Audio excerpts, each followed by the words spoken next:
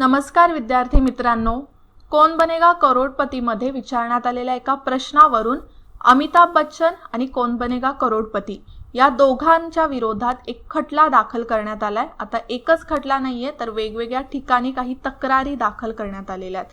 त्याच्या मागचं रिझन म्हणजे केबीसी मध्ये एक प्रश्न विचारण्यात आलेला 30 ऑक्टोबरचा हा एक एपिसोड आहे। त्यामध्ये मनुस्मृतीबद्दल प्रश्न विचारलेला। आता लोकांना आक्षेप मनुस्मृतीबद्दल प्रश्न विचारला त्यावर नाहीये, पण त्या प्रश्नामध्ये जे ऑप्शन्स होते त्याच्यावर आहे। जे सगळे ऑप्शन्स होते ना ते सगळे हिंदू धर्मग्रंथ होते। ओके, मग सगळ्यांचा असा आक्षेप आहे आणि बऱ्याचशा जे नेटिझन्स आहेत तर सोशल मीडियावर सुद्धा याच्या विरोधात बरंचसं बोललं जातंय।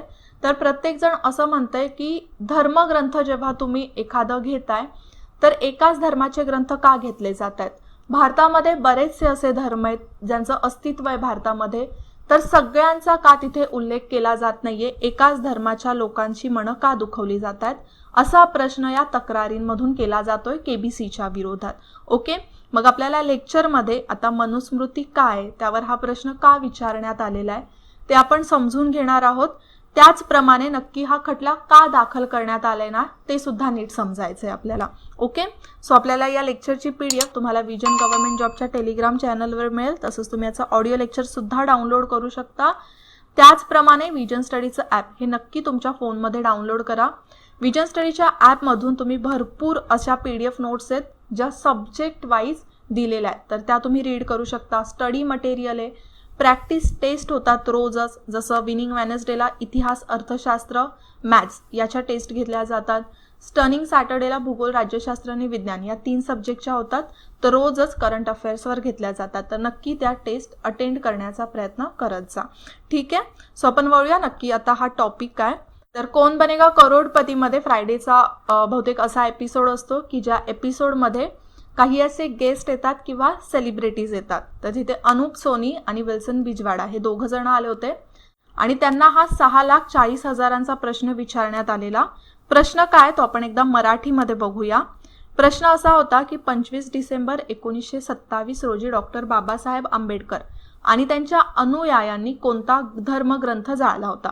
ओके, या प्रश्नामध्ये काहीच प्रॉब्लेम नाहीये। जर तुम्ही आता आपण सगळे तुम्ही MPSCचा अभ्यास करताय तर बऱ्याच वेळेला हे वाचनामध्ये सुद्धा आलं असेल, पण तरी सुद्धा आपण समजून घेऊया की डॉक्टर बाबासाहेब आंबेडकर यांनी एक ग्रंथ जाळला होता। त्या ग्रंथाचं नाव होतं मनुस्मृती। ओके, 25 डिसेंबर 1927लाच हा जाळला होता आणि म्हणूनच 25 डिसेंबर हा दिवस मनुस्मृती दहन दिन म्हणून सुद्धा साजरा केला जातो। हे सुद्धा लक्षात ठेवा, परीक्षेला विचारलं जाऊ शकतं।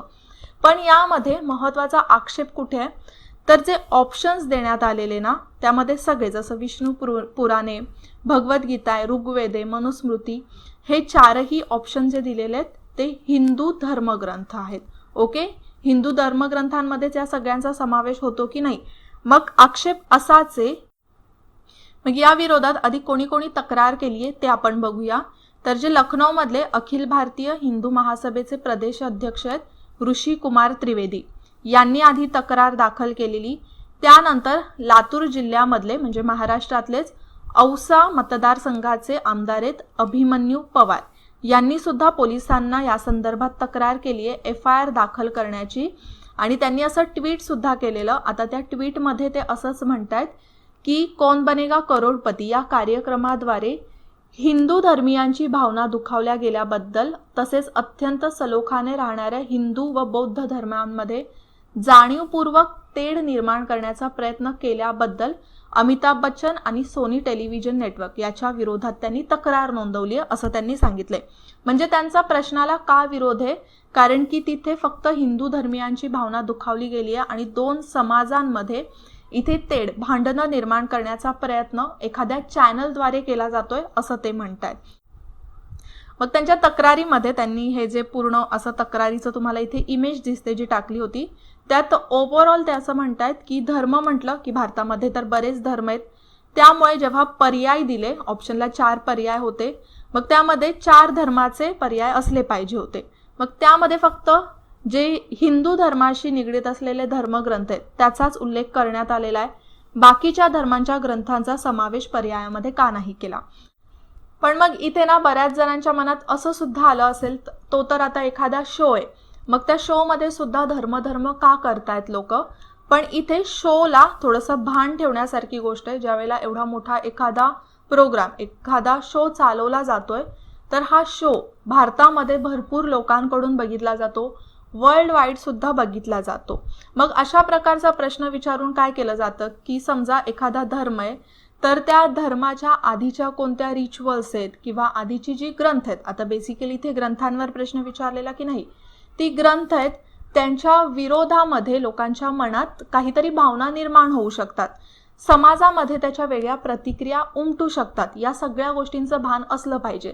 आता ज्या वेळेला अमिताभ बच्चन यांनी त्याचं एक्सप्लेनेशन दिलं, तर त्या एक्सप्लेनेशनमध्ये त्यांनी फक्त एवढंच सांगितलं की यामध्ये जी वर्णव्यवस्था आहे ती सांगितली आणि म्हणून डॉक्टर बाबासाहेब आंबेडकर यांनी मनुस्मृती जाळलं.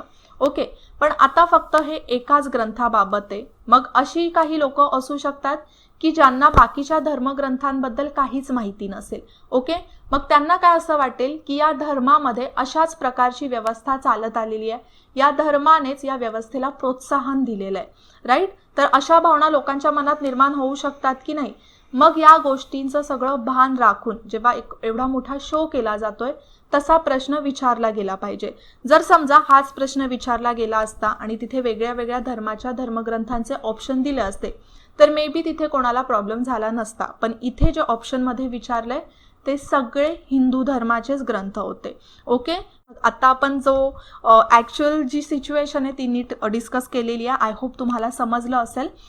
आता आपण बघूया की मनुस्मृती काय आहे नक्की आणि डॉक्टर बाबासाहेब आंबेडकर यांनी त्याचं दहन का केलं होतं. तर मनुस्मृती हा हिंदू धर्माचा एकदम जुना ग्रंथ मानला जातो. ओके, आता हे असं समजू नका तुम्ही की हा हिंदू धर्म ग्रंथ आहे. हा हिंदू धर्माचा एक ग्रंथ आहे ज्यामध्ये बरेचसे असे लॉज, कायदेच दिलेले आहेत की कशा प्रकारे आपण जेव्हा जीवन जगतोय तर कोणकोणत्या गोष्टी फॉलो केल्या पाहिजेत. तर मनुस्मृतीचा अर्थ एक प्रकारे असा होतो की मनुची स्मृती. ओके, किंवा त्याला मानव धर्मशास्त्र असं सुद्धा म्हटलं जातं. मग प्रजापती मनु यांनी लिहून ठेवलेलं हे ग्रंथ आहे, ज्यामध्ये समाजाचे नियम आणि नाती या संबंधितले काही कायदे दिलेले आहेत. तर यामध्ये काय आहे की प्रजापती मनु आणि त्यांचे गुरु होते संत भृगू यांच्यातला हा संवाद आहे. 2700 श्लोकांची रचना या ग्रंथामध्ये करण्यात आलेली आहे. ओके, मग आता इथे महत्त्वाचा जो वादग्रस्त भाग होता मनुस्मृतीमधला, ते म्हणजे मनुस्मृती आणि वर्ण. जी वर्णरचना वेद काळापासून आपल्याकडे सुरू आहे ना, ती मनुस्मृतीमध्ये दिलेली आहे एकदम डिटेलमध्ये. मग वर्णरचना कशी असणार आहे, कोणी काय काम केलं पाहिजे, हे अगदी डिटेलमध्ये मनुस्मृतीमध्ये दिलेलं आहे. आणि त्यातच या 4 वर्णांची रचना दिलेली आहे: ब्राह्मण, क्षत्रिय, वैश्य आणि शूद्र.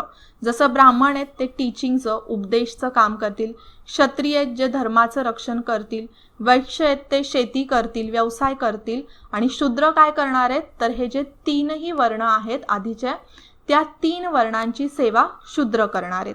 ओके, तर सुरुवातीला तर हे सगळे वर्ण आहेत ते कामावरून होते, पण हळूहळू जसं पुढे पुढे वर्ष जात गेले, आता बघा एखाद्या समाजाची रचना आहे ना, ती वर्षानुवर्ष तशीच राहत नाही, त्यामध्ये बदल होतच राहतो. जर आत्ता आपण बघितलं आपल्या स्वातंत्र्यापूर्वीचा भारत आणि आत्ताचा भारत, यामध्ये आपल्याला कितीतरी फरक जाणवून येतो की नाही. मग सेम तसंच आहे, बघायला गेलं तर हे हजारो वर्षांपूर्वी लिहिलेलं गेलेलं ग्रंथ आहे, पण त्याच्या ज्या ॲप्लिकेशन्स आपण म्हणू शकतो त्या ॲप्लिकेशन्समध्ये बदल होत गेला भरपूर असा. आणि मग हे कुठेतरी कामावरून जी वर्णरचना करण्यात आलेली ती हळूहळू मग जन्मावरून झाली. ओके, जर तुम्ही कधी वेदांचा जर प्रॉपर अभ्यास केला असेल तर त्यामध्ये जे ट्रान्सफॉर्मेशन आहे ना समाजाचं, ते तुम्हाला समजेल. कधी वेळ मिळाला तर इतिहास वाचत जा, खूप इंटरेस्टिंग असतं. पण या सगळ्यांबरोबरच त्यामध्ये राजाचं कर्तव्य काय असणार आहे, स्त्रियांचं स्थान. आता मनुस्मृतीमध्ये ना इनफॅक्ट स्त्रियांचं जे स्थान दर्शवलेलं आहे, त्यांची कोणती कर्तव्य आहे ना, ते सुद्धा वादग्रस्त आहे. जसं मनुस्मृतीमध्ये असं सांगितलेलं आहे की स्त्रियांचं रक्षण हे समाजाकडून केलं जाईल. म्हणजे जेव्हा लहान असतील तेव्हा वडिलांकडून, तरुण असतील तेव्हा त्यांच्या भावांकडून, लग्न झाल्यानंतर हजबंडकडून, आणि म्हातारपणी मुलांकडून स्त्रियांचं रक्षण होईल असं त्यात सांगितलेलं आहे. म्हणजे स्त्रिया स्वतःचं पोट भरण्यासाठी स्वतंत्र असं काही काम करू शकत नाही असं एक्झॅक्टली मनुस्मृतीमध्ये सांगितलेलं आहे. तर ते सुद्धा बरंचसं वादग्रस्त आहे. ओके, पण आता आपल्याला सध्या तिथे वळायचं नाहीये. मग डॉक्टर बाबासाहेब आंबेडकरांनी जेव्हा मनुस्मृती जाळली त्याच्या आधी एक घटना घडली होती. ते म्हणजे कुलाबा जिल्ह्यामध्ये महाड येथे चौदार तळ्यावर अस्पृश्यांना पूर्णपणे येण्यास बंदी घातली होती. म्हणजे तिथे अस्पृश्यांना पाणी भरू दिलं जायचं नाही, पाणी पिऊ दिलं जायचं नाही. आणि त्यामुळेच डॉक्टर बाबासाहेब आंबेडकर यांनी चौदार तळ्यावर सगळ्यांना एंट्री मिळावी म्हणूनच महाडचा सत्याग्रह केला. आणि त्यावेळेला डॉक्टर आंबेडकर आणि त्यांच्या अनुयायांकडून हे मनुस्मृतीचं दहन करण्यात आलं. ठीक आहे, आता मनुस्मृतीचं दहन करण्यात आलं त्यामागे डॉक्टर बाबासाहेब आंबेडकर यांची काय विचारसरणी होती ती खूप महत्वाची आहे. ते काय म्हणतात की मनुस्मृतीमध्ये दिलेलं जे चतुर्वर्ण आहे, राईट, ते चतुर्वर्ण हे क्षुद्र आणि अस्पृश्य यांच्यासाठी अमानवीय म्हणजे एकदम इनह्युमन आहे, राईट. आणि ज्यामुळेच वर्षानुवर्ष चालत आलेली ही जी पूर्णपणे जात व्यवस्था आहे, जाती व्यवस्था, या ग्रंथात दिलेल्या उपदेशांमुळे पुढे नष्ट होणे अशक्य झालंय. आणि त्यामुळेच ही व्यवस्था नष्ट करणं गरजेचं आहे. आणि ती व्यवस्था नष्ट करण्यासाठी या ग्रंथाचं दहन करणं गरजेचं आहे. ओके, आणि या कारणामुळे त्यांनी मनुस्मृतीचं दहन केलं. ओके, पण आता ही जी पूर्ण घटना आहे आय होप तुम्हाला समजली असेल की मनुस्मृतीचं दहन का करण्यात आलं. आणि त्याचप्रमाणे केबीसीचा जो इश्यू आहे तो सुद्धा समजला असेल की लोकांना या क्वेश्चनमध्ये काय प्रॉब्लेम होता. ठीक आहे, तर आय होप तुम्हाला हे लेक्चर नीट समजलं असेल. मनुस्मृतीवर परीक्षेला प्रश्न विचारला जाऊ शकतो, तर त्याच्या छोट्या छोट्या गोष्टी लक्षात ठेवा. आता इथे मनुस्मृतीबद्दलच एक महत्त्वाचा प्रश्न आहे तुम्हाला, आयोगाने यावर ऑलरेडी क्वेश्चन विचारलाय. त्यामध्ये प्रश्न काय बघा एकदा, खालीलपैकी कोणी 1794 मध्ये मनुस्मृतीचे प्रथम इंग्रजी भाषेमध्ये भाषांतर केले. ऑप्शनमध्ये sir Charles Wilkins, John Wycliffe, sir William Jones की यापैकी नाही. तर एक आन्सर असणार आहे. आन्सर तुम्हाला येत असेल तर नक्की कमेंटमध्ये द्या आणि जर येत नसेल तर आधी सर्च करा. आन्सर तर सर्च कराच, पण त्याचबरोबर जे अदर ऑप्शन्स आहेत ना तुम्हाला इथे बाकीचे दिलेले, तिघांमधला एक आन्सर आहे, 2 आन्सर्स नाही आहेत, तर त्या दोघांची सुद्धा नावं सर्च करा. त्यातून सुद्धा तुम्हाला काही ना काहीतरी महत्त्वाची माहिती मिळेल. आणि जर मिळाली तर नक्की ती सुद्धा कमेंटमध्ये मला सांगा. ओके, सो आता लेक्चरमध्ये आपण इथेच थांबूया. पुन्हा भेटूया नेक्स्ट लेक्चरला. तोपर्यंत जय हिंद, जय महाराष्ट्र आणि थँक्यू.